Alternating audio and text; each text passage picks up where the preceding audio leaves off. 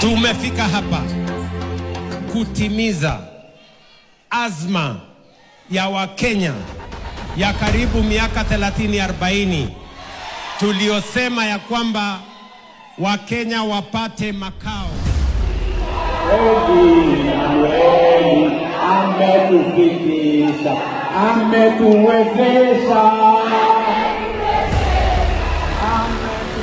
Ahadi zilitolewa, matumaini yakarejea, na wakazi wa Mkuru kwa Njenga waliamini kuwa hatimaye wangepata makazi ya bei nafuu. Lakini kile kilichoanza kwa sherehe kiligeuka kuwa ndoto mbaya. Kila mwaka vile nilisema tutakuwa tunajenga nyumba 1200. Wakati kilichotajwa kama mafanikio ya serikali katika mpango wa makazi ya bei nafuu, wakazi wa Mkuru kwa Njenga waliitwa kushuhudia uzinduzi rasmi wa nyumba mpya. Vijana mamia walijitokeza, wengine kwa matumaini, wengine kwa ajili ya kulipwa shilingi 500 ili wawepo kwenye hafla hiyo.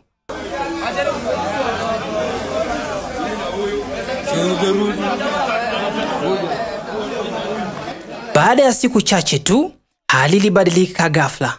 Polisi walivamia eneo hilo na kuwafurusha waliokuwa wameanza kuishi kwenye nyumba hizo, wakidai waliingia bila kibali halali.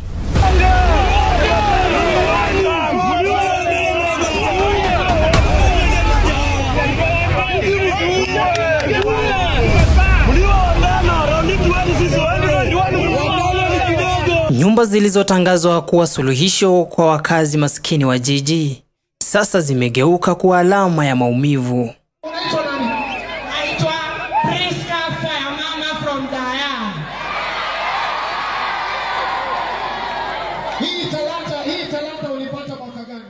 Na iko na 6,000. Wewe utaamua ni gani unataka. Na hiyo 3,000 unalipa baada ya miaka 15 nyumba inakuwa yako. Wewe unanielewa? Inaitwa social housing. Wengi wanadai huu ulikuwa mtego wa kisiasa uliotumia ndoto za vijana kwa ajili ya picha nzuri za kampeni. Tumekuwa tukiregister kwa chief, tumekuja tukahesabiwa kwa milango, sasa tukaambiwa hii ndio process ya mwisho, tukaitwa hapa meteorological site. Kupata nyumba nimefurahia. Mkuru is a site where it's a slum upgrading site. Je, hili ni kosa la mawasiliano au mpango wa makusudi wa kuwadanganya umma? Mradi wa nyumba za bei nafuu ulikuwa na lengo la kuleta maendeleo, lakini Mkuru kwa Njenga sasa ni mfano wa ahadi zilizovunjwa.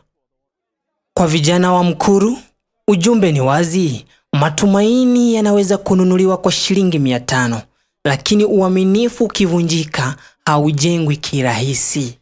Serikali inadaiwa zaidi ya matofali na saruji. Inadaiwa ukweli.